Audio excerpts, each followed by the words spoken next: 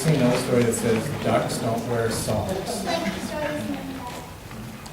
I can understand why, because I don't know that they could swim very well if they had socks on. Probably a good story. Well, I have a story called Giraffes Can't Dance. Have you heard this story before? Well, I love this story. And given what we just sang, I think it's probably a good way to continue on. This is a story about a giraffe named Gerald. Gerald was a tall giraffe.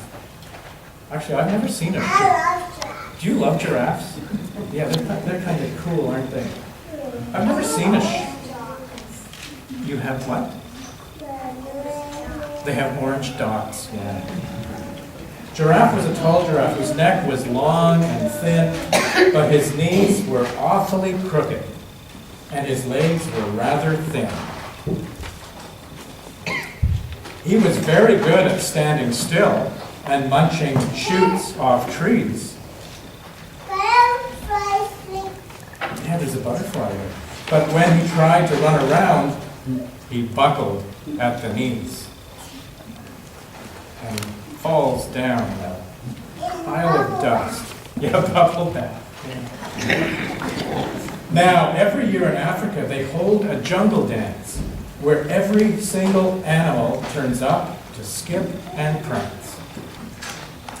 And this year, when the day arrived, poor Gerald felt so sad, because when it came to dancing, he was really very bad. The warthogs started waltzing, and the rhinos rock and rolled. The lions danced a tango that was elegant and bold.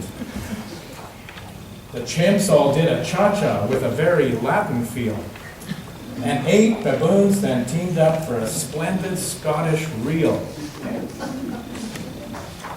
Gerald, there's an elephant there. Gerald swallowed bravely, and he walked toward the floor. But the lions saw him coming, and they soon began to roar. "Hey, look at clumsy Gerald!" the animals all sneered. "Giraffes can't dance, you silly fool. Oh, Gerald, you're so weird." Gerald simply froze up. He was rooted to the spot. "They're right," he thought. "I'm useless. I feel like such a clot." So he crept off from the dance floor and he started walking home. He'd never felt so sad before, so sad and so alone. Then he found a little clearing and he looked up at the sky. "The moon can be so beautiful," he whispered with a sigh. See the great big moon? "Excuse me," coughed a cricket, who'd seen Gerald earlier on. "But sometimes when you're different, you just need a different song." You're going too fast. Listen to the swaying grass and listen to the trees. To me, the sweetest music is those branches in the breeze. You ever heard branches blowing in the breeze? So imagine that the lovely moon is playing just for you.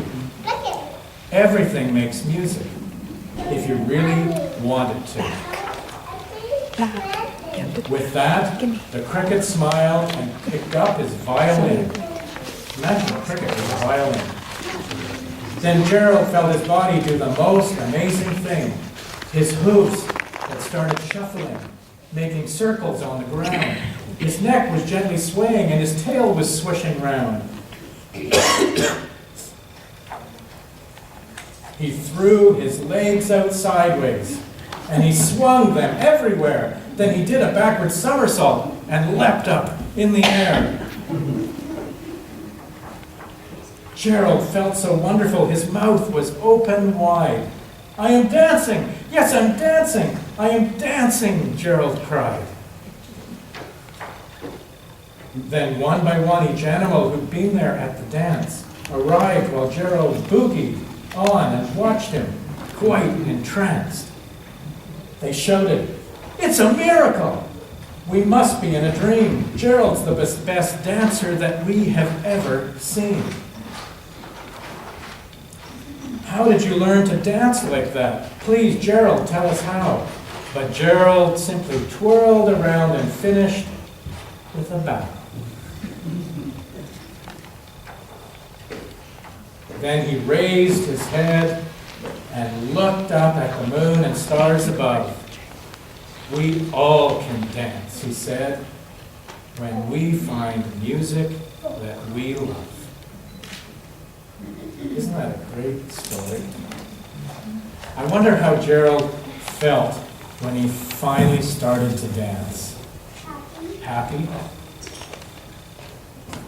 Excited?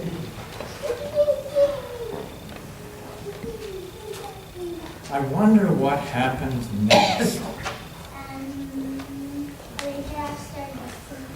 Other giraffes started dancing with him.